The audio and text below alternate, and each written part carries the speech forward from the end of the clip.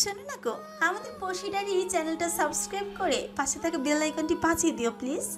আর গল্পটি ভালো লাগলে অবশ্যই লাইক কমেন্ট শেয়ার করে দিও।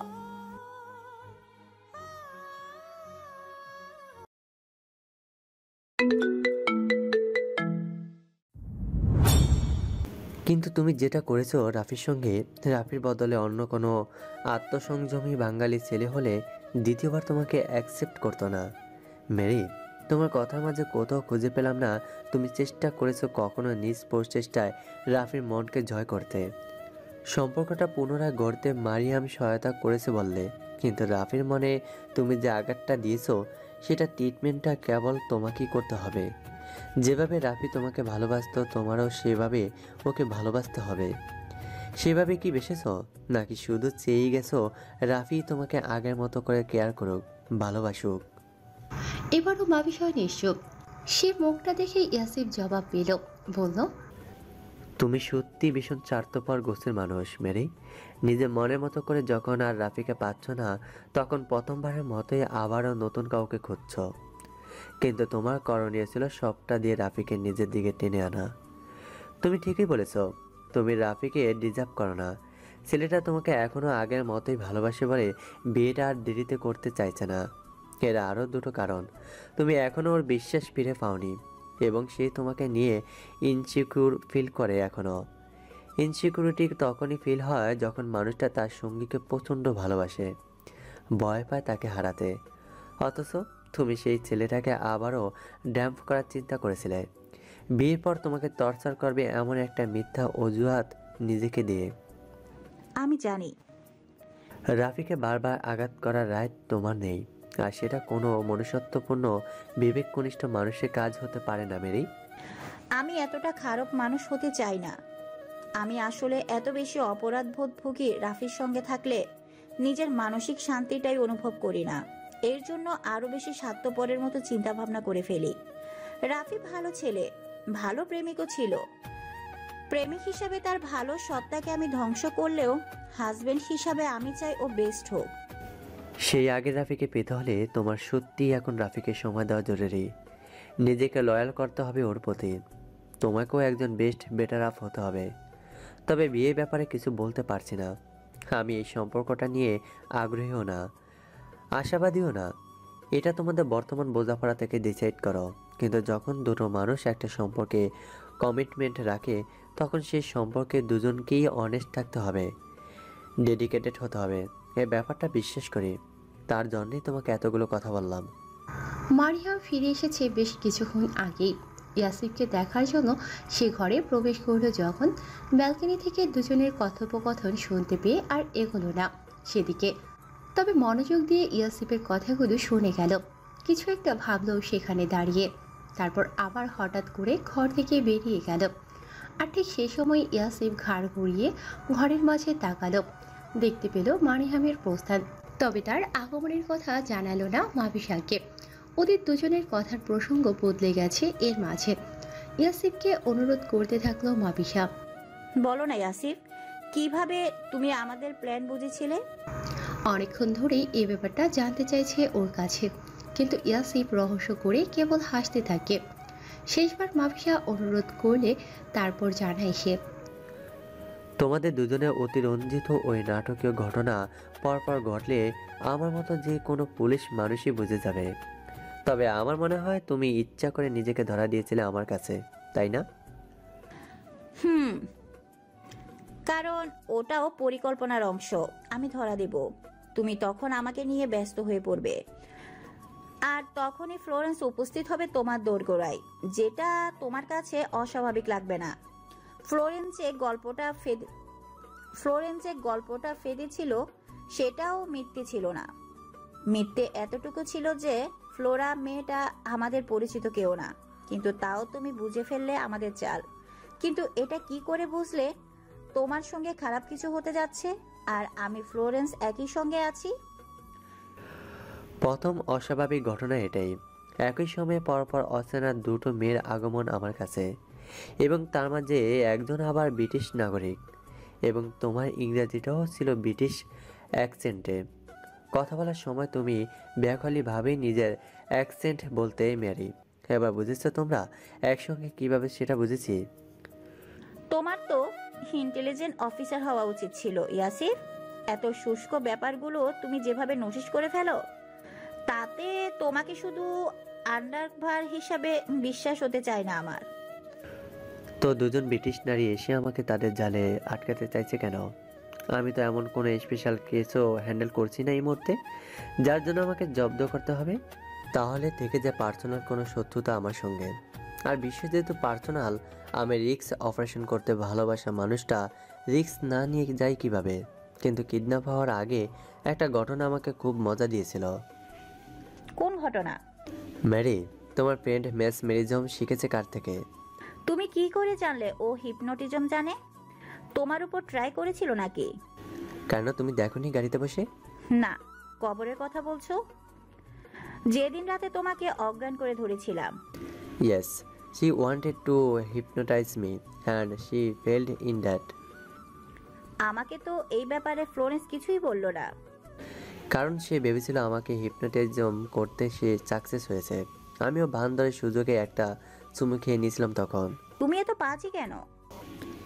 সিরিয়াসলি, ওর মতো মেয়েও যে এরকম বোকাশোকা হতে পারে তা বিশ্বাসই হয় না। হাসতে হাসতে ইয়াসিফ ডিভানে বসতে চেষ্টা করলো।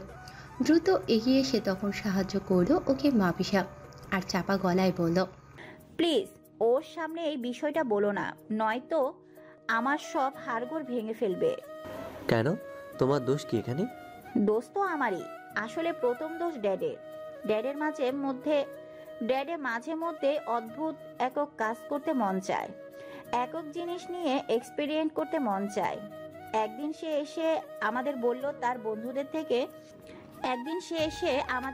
তার বন্ধুদের থেকে সম্মোহন বিদ্যা শিখেছে। তো সে মমকেও করে ফেললো আমার আর ফ্লোরেন্সের সামনে। ড্যাডের সকল অদ্ভুত কাজকর্মের সঙ্গী হয় সব সময় ফ্লোরেন্সে। মমকে দেখেও ওর হঠাৎ ইচ্ছা জাগলো ড্যাডের থেকে শিখবে। ড্যাড তো ভীষণ খুশি ওর আগ্রহ দেখে। এদিকে মম এসে আমার সঙ্গে হাসি মজা করতে থাকে এই নিয়ে, কারণ মম মোটেও হিপনোটাইজ হয়নি তখন। ড্যাডকে বোকা বানিয়েছিল সে। কিন্তু ফ্লোরেন্সকে তা বললাম না, আমরা দুজনেই তামাশা দেখার জন্য। সময় পেলে সে অতি আগ্রহ নিয়ে ড্যাডের থেকে এসব শিখতে বসে যেত। তারপর একদিন সে এসে বলে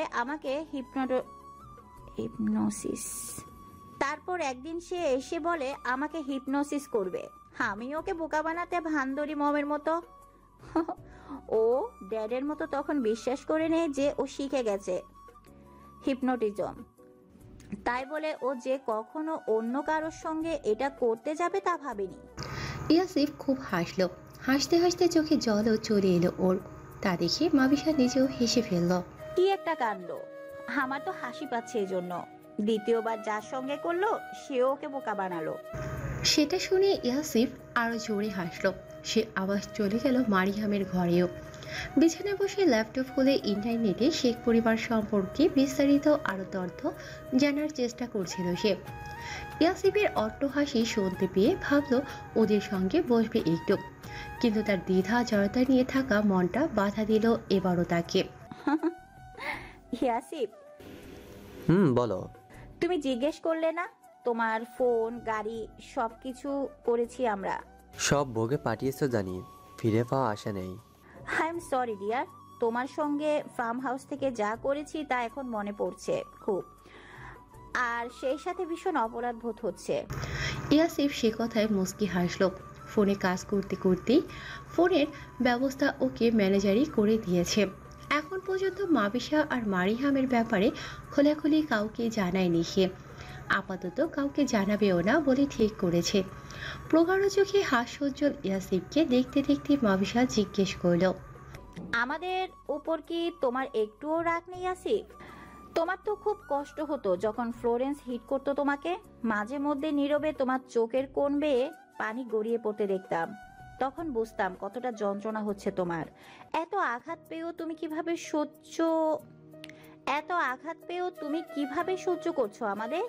আর এরকম ভাবে কেউ লাইফ রিস্ক নেয়? তুমি বুঝতে পেরেছিলে খারাপ কিছু হবে তোমার সাথে? প্রাণটাও তো যেতে পারতো এতে। তবুও কেন 15টা দিন মুখ বুজে মার খেয়েছো?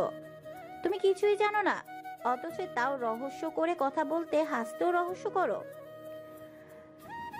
যেচে পড়ে মারগুলো খেয়েছো রোজ। খুব কষ্ট হতো, তবুও হজম করে গেছি রোজ। কারণ মারিয়ামের মুখটা পরিচিত লাগতো। বিশ্বাস করেছিলাম এই মুখটা জানা কিংবা কোনো অজানা সত্যের মুখোমুখি করবে নিশ্চয়ই। ক্ষুদ্র কোনো কারণে এই মেয়ে শুধু লন্ডন থেকে আমাকে ধরতে ছুটে আসেনি, আর হলো তাই। যেদিন দেখেছো আমার চোখ থেকে পানি পড়ছে, সেদিন বাড়ির সবার কথা মনে পড়তো অনেক। মা, ভাই দুটো, ছোট বোনটা, দাদি, এরা আমার কোনো দুর্ঘটনার কথা জানলে পাগল হয়ে যেত। দাদা, আব্বু, চাচা এরা সব সময় শাসন করলেও অপ্রকাশ্যে আদর করে ভীষণ। ভেতরে ভেতরে এরও চিন্তায় অস্থির হয়ে যেত আমার কিছু হলে। তাই মারিয়ামের টর্চারের যন্ত্রণায় শুধু মনে পড়তো যারা আমার শরীরে ছোট আঘাতও প্রেশান হয়, তাদের কথা মতো এই পেশায় না জড়ালে আজ এত বিপদের মধ্যে দিন কাটাতে হতো না। ওদের কাছে যেতে ইচ্ছে করতো খুব। কবে যেতে পারবো, কবে শেষ হবে তোমাদের খেলা, সেসব ভাবলেই বেশি কষ্ট হতো। আমাদের মাফ করে দাও প্লিজ। তোমার যন্ত্রণা ভাগ নিতে পারবো না জানি, কিন্তু মন থেকে সত্যিই ভীষণ অনুতপ্ত আমি। করে দিয়েছি, তুমি নিশ্চিন্তে লন্ডনে ব্যাক করো আর রাফিকে নিয়ে ভালো থাকার চেষ্টা করো। তুমি ছেলেটা প্লে বয় না হয়ে কোনো মেয়ের পাগল প্রেমিত হতে পারতে আসিফ। আমি এঙ্গেজমেন্ট শেষে দ্রুত ফেরার ট্রাই করব। ততদিন কি তুমি ফ্লোরেন্সের খেয়াল রাখতে পারবে? কেন? স্ট্রং মনের মানুষও কঠিন সময়ে ভেঙে পড়ে, জানো তো। আমি জানি না এলির আন্টি ঠিক আছে কিনা, কিন্তু মন বলছে খারাপ কিছু অপেক্ষা করছে ফ্লোরেন্সের জন্য। আমি চলে যাওয়ার পরও মন থেকে ভেঙে পড়বে। যদি সত্যিই খারাপ কিছু হয়ে যায় আন্টির, তাহলে ও নিজেও কোনো বিপজ্জনক পদক্ষেপ নিয়ে ফেলতে পারে। তখন কেউ একজন পাশে থাকলে কিছুটা হলেও সামলাতে পারবে হয়তো নিজেকে।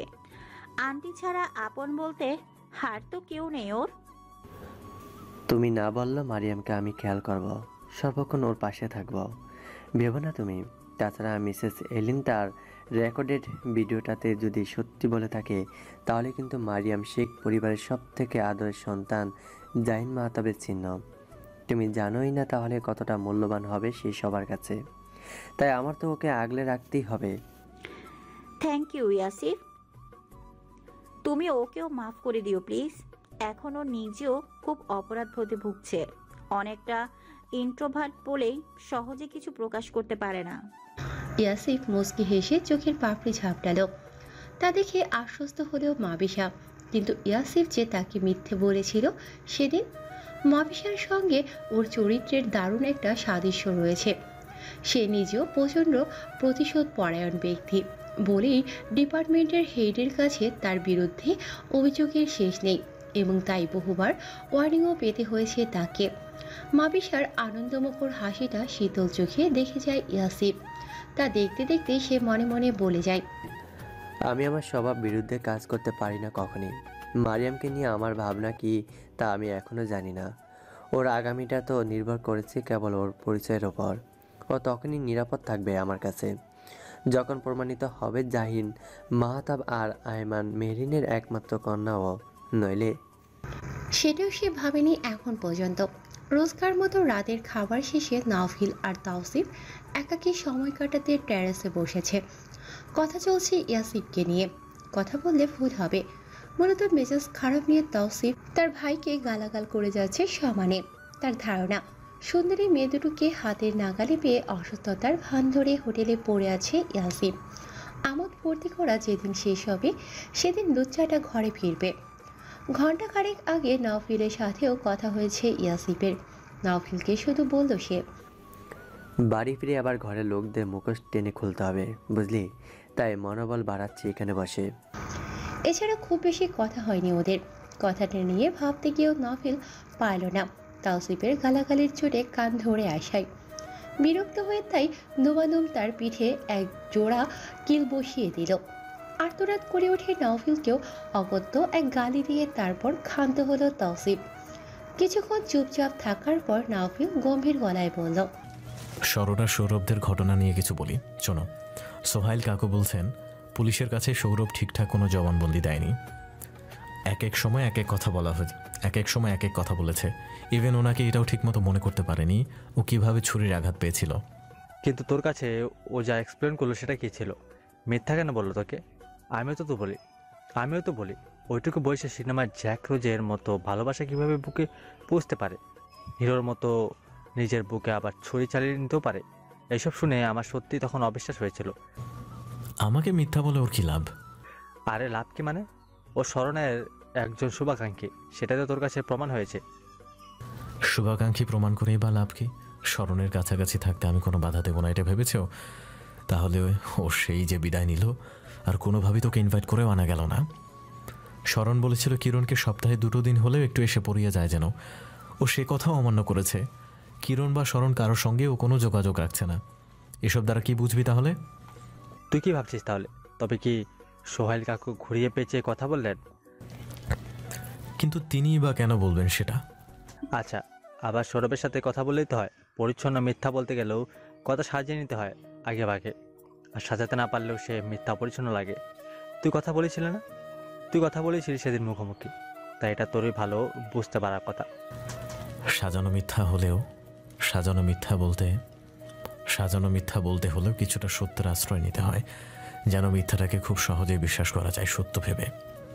সৌরভের সেদিন জানার কথা ছিল না আমি আকস্মিকভাবে ওই দুর্ঘটনার প্রসঙ্গটা টানব, যে সেজন্য ও আগে ভাগেই কথা সাজিয়ে রাখবে।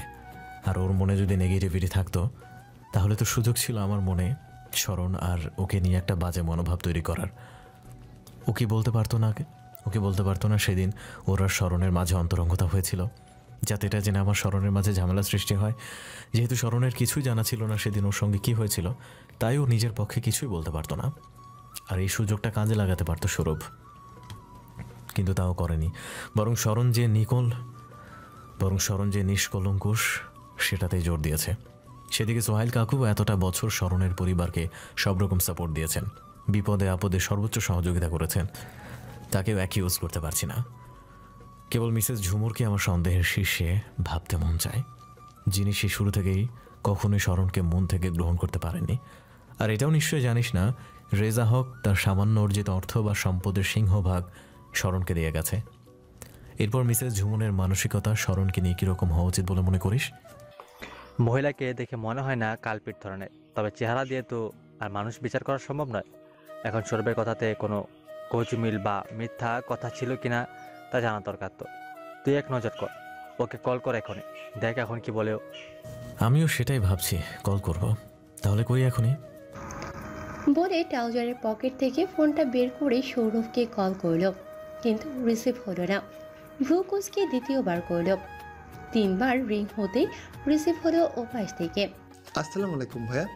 ওয়ালাইকুম আসসালাম। কেমন আছো সৌরভ? ব্যস্ত নাকি? আলহামদুলিল্লাহ ভালো। ব্যস্ত বলতে পড়ছিলাম, তাই খেয়াল করতে পারিনি। প্রথমবার যখন কল করেছিলেন। আপনারা সবাই কেমন আছেন? আলহামদুলিল্লাহ, আমরা ভালো আছি সবাই। আমার শাশুড়ি তো খুব শীঘ্রই আমার চাচি হতে যাচ্ছে, জানো নাকি সুসংবাদটা? না তো ভাইয়া, তাহলে অবশ্যই সে সোহেল কাকুর বিয়ের ভাগ্য খুলেছে। হ্যাঁ অবশেষে। তোমার সাথে কয়েকটা কথা বলার ছিল সৌরভ, সময় হবে? বলুন ভাইয়া, সমস্যা নেই। তোমার আর স্মরণের সঙ্গে যে ইনসিডেন্টটা হয়েছিল সেটা নিয়ে তদন্ত করার কথা ভাবছি পুনরায়। এটা তো ভালো কথা ভাইয়া, যে কোনো দরকারে আমি প্রস্তুত। গ্রেট। তুমি আমাকে যে স্বীকারোক্তি দিয়েছিলে তাতে কোনো ভুল নেই তো? মানে আর কোনো গুরুত্বপূর্ণ কথা ভুলে যাওনি তো? কোনো কিছু বাদ রাখিনি বলতে। তবে ভাইয়া একটা মতামত দিই, যদি কিছু মনে না করেন। সেবার আমার স্টেটমেন্ট নেওয়ার পরও পুলিশ কোনো কাজই করতে পারেনি। একটা দল গাড়ি করে আসলো আমাদের সামনে, তারপর তুলে নিয়ে গেল। যেখানে নিয়ে গেল সেখানে পৌঁছতে আহামরির সময় লাগেনি, অর্থাৎ যশোরের মধ্যে ছিলাম। আমি গাড়িটার নাম্বার না দিতে পারলেও গাড়ির মডেল বলেছি। যেদিক থেকে গাড়িটা এসেছিল সে রাস্তায় তো মানুষজন চলাচল করে, তাই না? তারপর যে গলি হয়ে বেরিয়ে গেল, সে গলি থেকে বেরিয়ে মূল সড়কে উঠতে হবে। মূল সড়কে বহু বড় বড় শোরুম, 3 স্টার রেস্টুরেন্ট, বড় বড় দোকানপাটের অভাব নেই। আর সেসব জায়গায় সিসিটিভি ক্যামেরারও অভাব নেই। মানে একটা দায়িত্বশীল ডিপার্টমেন্টেও তারপরে কোনোভাবে একটা ছোট্ট ক্লু পর্যন্ত খুঁজতে পারলো না কোনোভাবে। আমি বারবার সোহেল কাকুকে বলেছি পুলিশ দায়িত্ব সহকারে কেসটা তদারকি করছে না। কাকু অনেকবার পুলিশ সুপারকে বলেছে ভালোভাবে তদন্ত করতে, কিন্তু 2 মাসে তারা কিছু করতে পারেনি। কেসটা গোয়েন্দা ভালো কোনো ডিপার্টমেন্টে দিতে বলেছিলাম, তাই তখন ঝুমুর আন্টি আমার আব্বু আম্মু নিষেধ করলো আর ঘাটাঘাটি না করতে এটা নিয়ে। এতে বেশি বেশি লোক জানাজানি হবে, যেটা স্মরণের ভবিষ্যতের জন্য ক্ষতির। তাই সোহেল কাকু আর এগোতে পারলেন না। এই জন্য বলতে চাইছি, পুলিশের গোয়েন্দা ইউনিট মানে পিবিআই এর হাতে তদন্তের দায়িত্বটা দিতে পারেন ভাইয়া। তাওসিফ নওফিলের পাশে বসে সৌরভের দীপ্ত কণ্ঠের কথাগুলো শুনে গেল। কলটার স্পিকার উচ্চ রয়েছে। নওফিল তাওসিফের দিকে চেয়ে তখন সৌরভকে বলল, সোহেল কাকুর সাথেও আজ এ নিয়ে কথা হয়েছে, কিন্তু তিনি তো বললেন তুমি সঠিকভাবে কোনো স্টেটমেন্টই রাখতে পারোনি। যে সোর্স ব্যবহার করে কেসটাকে এগোতে পারবে তারা। তোমার বুকে ছুরিটাও নাকি কিডন্যাপার মেরেছিল বলেছিলে। আমি এমন কিছু বলেছি বলে তো মনে পড়ছে না। আমার যখন কোনো রকম জ্ঞান ফিরল, পুলিশকে আমি কি বলেছিলাম তা আমার সত্যি মনে নেই। যতবার চোখ মেলেছি ততবারই আমি চেষ্টা করেছিলাম কথা বলতে। হয়তো এলোমেলোভাবে সবটা বলেছিলাম, কিন্তু আমি পুরোপুরি সুস্থ হওয়ার পর পাই টু পাই সব ঘটনা বলেছি তাদের। আমাদের তো কিডন্যাপাররা মারার জন্য তুলে নিয়ে যায়নি। ওরা চেয়েছিল আমার আর স্মরণের মধ্যে আর আমার শরীরেও তেমন একটা ড্রাগস দেওয়া হয়েছিল।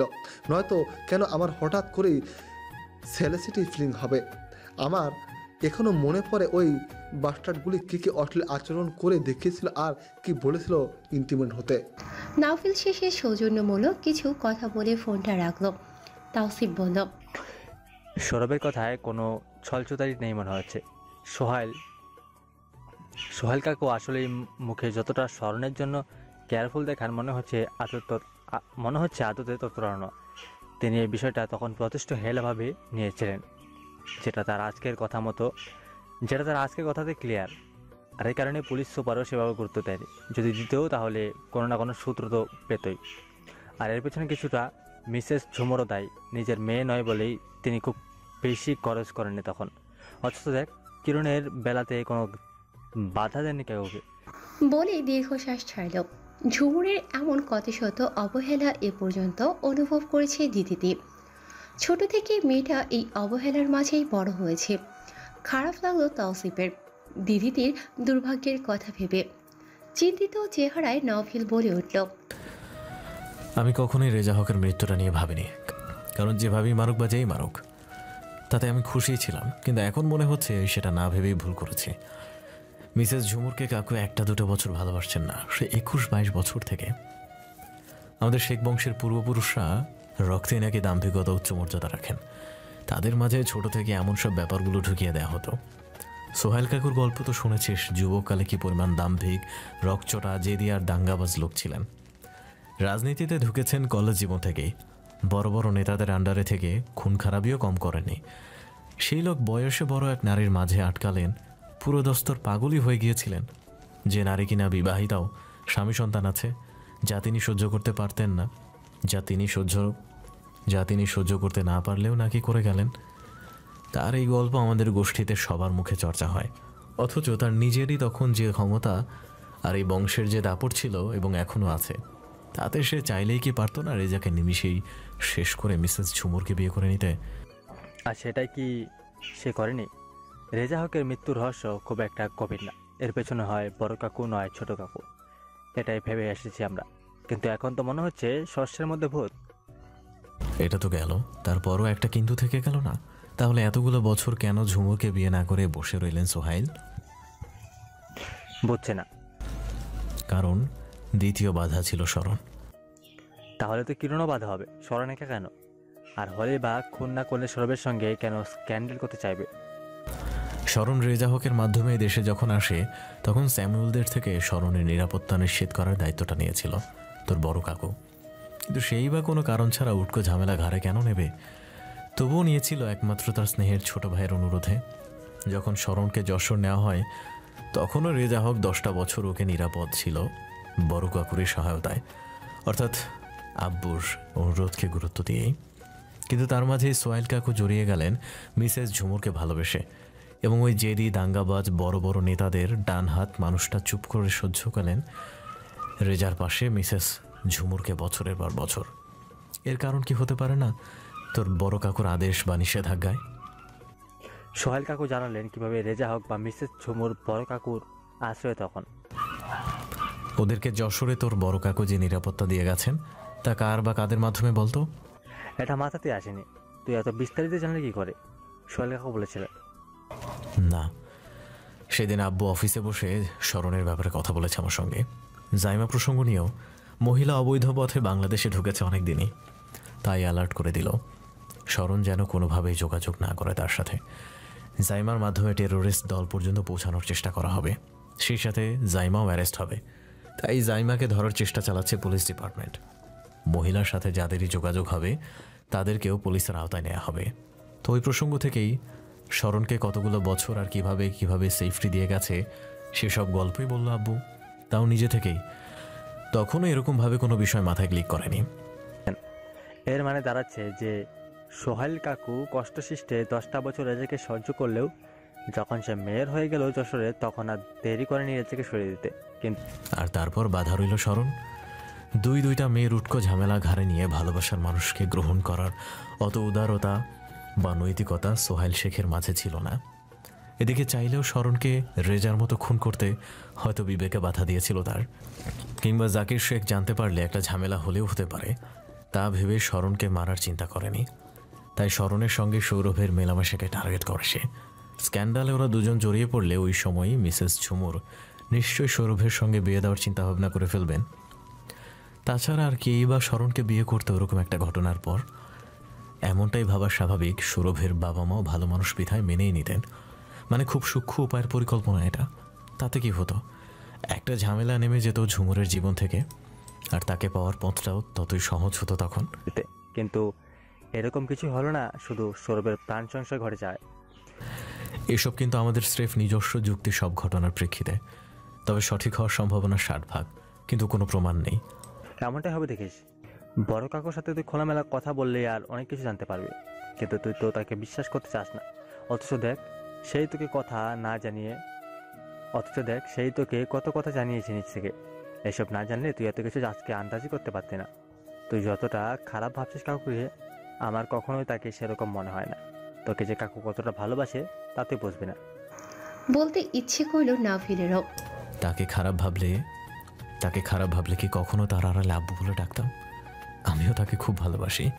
তার মাঝে নিজের আব্বুকে খুঁজে নিয়েছে বহু আগে। বাড়ি থাকলে রাতের আধারে এখনও যে চুপি চুপি আমার ঘরে এসে আমাকে বারবার জান ডেকে নীরবে কাঁদে, চোখ বুঝে থাকে, আমিও মনে মনে আব্বু ডেকে তৃপ্ত হই। আমি যেমন তার মাঝে আমার আব্বুকে খুঁজি, জানি সেও আমার মাঝে তার পরম স্নেহের ভাইকে খোঁজে। আমি পারিনি তাকে না ভালোবেসে থাকতে। গতরাতে মাবিশা ড্রয়িং রুমে ঘুমিয়েছিল। ইয়াসিফ প্রয়োজনে ডাকতেই যেন শোনা যায়। তার জন্য একজনকে সোফাতে রাত কাটাতে হয়। গত রাতে ওর অবস্থাটা বেশি খারাপ ছিল বিধায় মাবিশা কাছাকাছি ছিল। আজকে যেহেতু অনেকটাই ভালো ইয়াসিফ, তাই মাবিশার বদলে মারিহাম বেডরুমে ছেড়ে ড্রয়িং রুমে এসেছে। অর্থাৎ ইয়াসিফের প্রয়োজনে আজ মারিহাম ওর দেখাশোনা করবে। আরাম করে না শুতে পারার কারণে ইয়াসিফের ঘুমোতে কষ্ট হয়। এদিক ওদিক ফেরার উপায় নেই বলে বিরক্ত হয়ে ব্যালকনিতে গিয়ে দাঁড়িয়ে দাঁড়িয়ে সমুদ্র দেখছে, কখনো ঘরের মাঝে ফোন স্ক্রলিং করতে করতে কখনো পায়চারি করছে। পায়চারি করার মাঝেই একটু খিদে অনুভব করায় সেন্টার টেবিলে মাবিশার রেখে যাওয়া ফ্রুট সালাদের বাটিটা হাতে নিয়ে বসলো সে। কিন্তু মোটেও তা খেতে মন যাচ্ছে না। সারাদিন ফল সবজি এসব গিলতে গিলতে অবক্তি চলে এসেছে খাবারের ওপর। না খেয়ে বাটিটা পূর্বের জায়গায় রেখে দিল। কি করে সময় কাটাবে মাথা নুয়ে সে ভাবনায় বিভোর হলো। তার কিয়ৎপলের মাঝেই নাকে সিগারেটের গন্ধ এসে লাগলো। নাক টেনে তা শুকলো ভালো করে। নিশ্চিত হলো গন্ধটা ড্রয়িং রুম থেকে আসে। প্রায় একটা মাস সিগারেট ছুঁতে না পারায় অভ্যাসটা প্রায় চলেই যাচ্ছিল ওর। কিন্তু হঠাৎ করে গন্ধটা আবার সিগারেটের তৃষ্ণা জাগিয়ে দিল। এত মহৎ কাজটা কে করছে? মারিয়াম নাকি মাবিশা? মাবিশা হলে মেয়েটার পরাণ ভরিয়ে দিয়ে কটা চুমু খাবে। ঠিক করে কষ্টসৃষ্টে উঠে দাঁড়ালো। মন্থর পায়ে চলতে চলতে ড্রয়িং রুমে এসে নরম আলোয় দেখল সোফায় শটানো হয়ে শুয়ে মুখের উপর ফোন ধরে সিগারেট ফুঁকছে মারিহাম।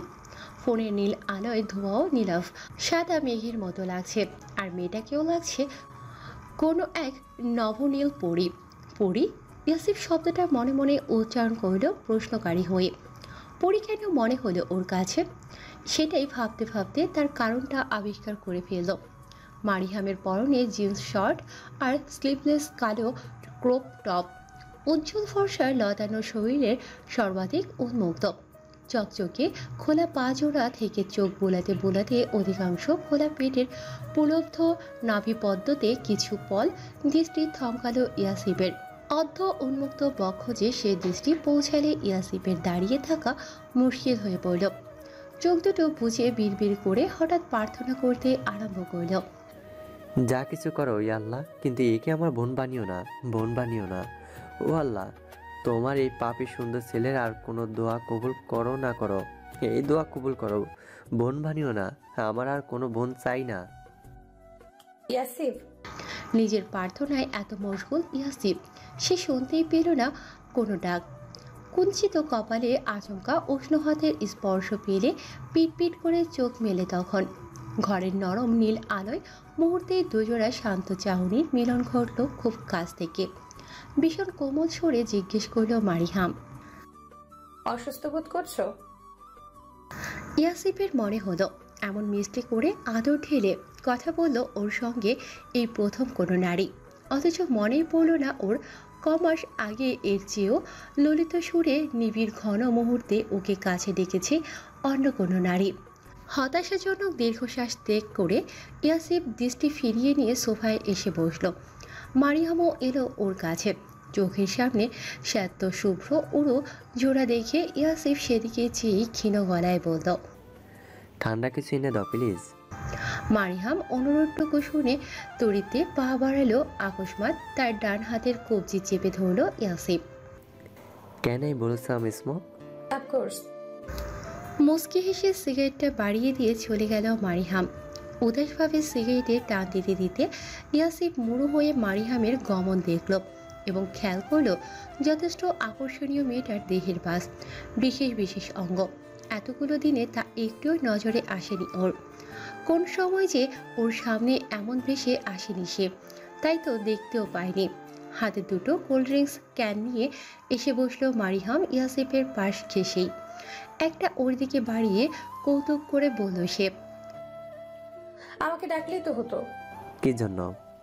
ইয়াসিফ বুঝতে পারেনি মারিহামের ঠাট্টাটা, কারণ সে তো আর চোখে তার কমনীয় দেহের অসাধারণ খাস দেখতে ব্যাকুল। মুচকি হেসে মারিহাম ইয়াসিফের আঙুলের ফাঁকে থাকা সিগারেটের ফিল্টারটা নিয়ে নিল, ইশারা করলো সেটাতেই। সম্বিত ফিরে পেল তখন ইয়াসিফ। অপ্রস্তুত অভিব্যক্তির হাসি টানল ঠোঁটে। নেবে আরেকটা? প্রস্তাব রাখলো মারিহাম, তাতে মুচকি হাসলো ইয়াসিফ। প্রস্তাবটা গ্রহণ করে সে। সামনে টি টেবিলে রাখা সিগারেটের খাপ থেকে আরেকটা বের করে ইয়াসিফকে দিলে ইয়াসিফ সেটা মুখে পড়ে নিল। সিগারেটের আগুনটা ধরিয়ে দিল মারিহামি। চুপচাপ দুজন কিছু সময় পাশাপাশি বসে নির্বিকার, একজন ধোঁয়া ছাড়তে থাকলো, আরেকজন ছোট ছোট চুমুক দিতে থাকলো ক্যানে। মৌনতার জাল ছিঁড়ে অবশেষে কথা বলল ইয়াসিফ, তাও সেটা অমূলক। তোমার পার্সোনালিটির পাশাপাশি হাইটও টু মাচ অ্যাট্রাকটিভ। হাইট? জিজ্ঞাসা বা আশ্চর্যবোধের মাঝামাঝি অভিব্যক্তিতে মারিহাম উচ্চারণ করল শব্দটা। ইয়াসিফ মুখটা ঘুরিয়ে ঠোঁট টিপে হাসল শুধু। ও যা বোঝাতে চেয়েছে তা ছিল মারিহামের দৈহিক সৌন্দর্যের পরোক্ষ উল্লেখ। তোমাদের দেশ অনুযায়ী আমার 5 feet হাইট। অ্যাট্রাকটিভ নাকি পিকিউলিয়ার? ফিকুলিয়ার কেন হবে? আমি পথে চলাফেরা করলে এখানের পথচারীরা তো সেই দৃষ্টিভঙ্গিতেই দেখে মনে হয়। হা করে তাকিয়ে থাকে না, সেটাই তো নর্মাল। পথে ঘাটে এমন ব্রিটিশ আইটেম নজরে বিঁধলে তাকিয়ে তো থাকবেই। তুমিও থাকো নাকি? দেখার মতো হলে থাকি তো। কোনা চোখে মারিহামের উন্মুক্ত জায়গাগুলোতে নজর বোলাতে বোলাতে বলল ইয়াসিফ। কথাটা শুনে ঝট করে ইয়াসিফের পুরো কাছে ঝুঁকে পড়ল মারিহাম। তাহলে কি আমাকেও দেখছো? ব্যাপারটা অপ্রত্যাশিত কিছুটা। আকস্মিক এত কাছে আসাতে বুকের মধ্যে হালকা বাড়ি খেলো ইয়াসিফের, তবে দ্রুতই সামনে নিল নিজেকে। ধোয়াটুকু অন্য পাশে ছেড়ে নিজেও মারিহামের মুখটার অতি কাছে এসে তার তীক্ষ্ণ নাক, চৌকস চাহনির গাঢ় বাদামি চোখ দুটো দেখে শেষে দৃষ্টি স্থির করল তার গোল আকৃতির ঠোঁট জোড়ায়। তুমি যদি চাও তো দেখব। মৃদুস্বরে বলল, ঠোঁট জোড়াতে চেয়েই। মারিয়াম সরিয়ে এলো না, ওভাবে সোফা হেডবোর্ডে মাথা এড়িয়ে দিল। একটু আগেও যখন দেখছিলে তখন কি আমার পারমিশন নিয়েছিলে? প্রশ্ন শেষে ভ্রু নাচালো। ইয়াসিফ মোটেও লজ্জা পেল না বা অপ্রস্তুত হলো না, ধরে পড়েও আরাম করে সোফার উপর এক পা উঠিয়ে বসল সে। হেডবোর্ডে বাহু রেখে সেখানে মাথা এলিয়ে দিল। এরপর দুজনের মুখ দুটো এবার মুখোমুখি আর ভীষণ কাছাকাছি। একজনের নিঃশ্বাস আরেকজনের নিঃশ্বাসকে ছুঁতে পারবে যেন। মৃদুস্বরে জবাব রাখলো ইয়াসিফ। সকল মানুষের মনই প্রকাশ্যে বা অপ্রকাশ্যে সুন্দর উপাসক। আমাকে না জানিয়ে যদি সেই উপাস্যকে দেখে নেয় চোখ দুটো, আমার কি দায় বলো? আচ্ছা, তাই তো, কিন্তু এই স্টকার্স চোখ দুটোর মালিক হিসেবে এবার তোমার দায়িত্ব ওদেরকে রক্ষা করা। নিশ্চয়ই চাইবে না ওরা আমার পাঞ্চ পেয়ে ইনজুর্ড হোক। অপরাধ করলে সাজা কেন পাবে না? তুমি পছন্দসই সাজা দিতে পারো, আমি মঞ্জুর করছি। এই প্রথম ইয়াসিফের ফ্ল্যাট মারিয়াম উপভোগ করছে। মিটিমিটি হেসে সত্যি সিগারেটটা নিয়ে নিল সে। ইয়াসিফের দুষ্টু মনও উৎসুক হয়ে আছে কি করে মারিয়াম তা দেখার জন্য। আমি ড্যাসিস নই যে একজনের সঙ্গে বারবার নিষ্ঠুরতা করব। তবে অপরাধ যেহেতু করেছেই তোমার চোখ, তাই শাস্তি তো পেতেই হবে। কিন্তু ওদেরকে দিতে চাচ্ছি না শাস্তিটা, বদলে তোমাকে নিতে হবে। মঞ্জুর? মঞ্জুর। চোখের পাতা ঝাপটিয়ে সহাস্যে বলল ইয়াসিফ। হাসলো মারিয়াম, মাথাটা তুলে ক্যানে এক চুমুক বসিয়ে সিগারেটেও এক টান দিল। চোখে মুখে দুষ্টুমি খেলছে তার। তারপর হঠাৎ করে জ্বলন্ত ফিল্টারটা ইয়াসিফের মুখের দিকে এগিয়ে নিতে থাকলো ধীরে ধীরে, ওকে ঘাবড়ে দেওয়ার উদ্দেশ্যে। লক্ষ্য ইয়াসিফের সরু নাকের ডগা। তবে ইয়াসিফ একদমই ঘাবড়ালো না। মুস্কি হাসির সাথে ওর চাহনি অনর মারিয়ামের ঠোঁট জোড়াতে। কিন্তু অপ্রত্যাশিত বিপদ একটা ঘটে গেল। ফ্যানের হাওয়ায় উড়াউড়ি করা মারিয়ামের কপালে পড়া রেশমি চুলগুলো ইয়াসিফের নাকের ছিদ্র পথে যেতে সে অপরিকল্পিত একটা হাসি দিয়ে উঠল বিভৎস আওয়াজ করে। নিঃশব্দ ঘরে সহসা সে আওয়াজে মারিয়াম চমকে উঠতেই তার হাতটা নড়ে উঠল। অমনি জ্বলন্ত সিগারেট অস্ত্র অপরের ঠোঁট ছুঁয়ে গেল ইয়াসিফের।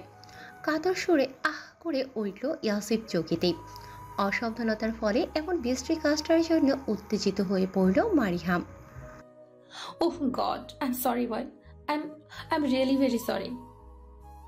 দাঁড়িয়ে পড়ে ইয়াসিফের পুড়ে যাওয়া জায়গাটা কপার ছুঁতে চেয়েও হাত ফিরিয়ে নিতে থাকলো আড়ষ্টতায়। ইয়াসিফ ঠোঁটের উপর থেকে আঙুলটা একটু সরাতেই মারিয়াম ঝুঁকে গিয়ে দেখল ফোসকা পড়ল কিনা সেখানে। তা দেখে ইয়াসিফ বিরক্ত গলায় বলল, দেখলে কি সেরে যাবে? মধু আছে কিনা দেখো গিয়ে। হ্যাঁ আছে তো, মামিসা নিয়েছিল বোধ হয় সকালবেলা তোমার ড্রিঙ্কস করে দেওয়ার জন্য। ওটা দিয়ে কি হবে? নিয়ে আসো, জ্বালা পোড়া কমবে অন্তত। ছুটে গিয়ে রান্নাঘর থেকে মধুর বয়ামটা খুঁজে আনলো মারিয়াম। ডাইনিং টেবিল থেকে টিস্যু আনলো সাথে। বয়ামের গোলাকার ঢাকনাটা খুলে 2 আঙ্গুল ডুবিয়ে দিয়ে তারপর জলদি মেখে দিল ইয়াসিফের পোড়া ঠোঁটে। কিন্তু তাড়াহুড়োয় তা পুরো ঠোঁটে ছড়ালো। চুইয়ে গিয়ে চিবুকও মেখে গেল ওর। অসম্ভব বিরক্তি নিয়ে ভ্রু কুঁচকে তখন তাকিয়ে থাকলো তার দিকে ইয়াসিফ। বোকার মতো কর্মকাণ্ডের জন্য লজ্জিত খুব করে মারিয়ামও চেয়ে থাকলো ওর দিকে। আর জবাবদিহির সুরে বলল,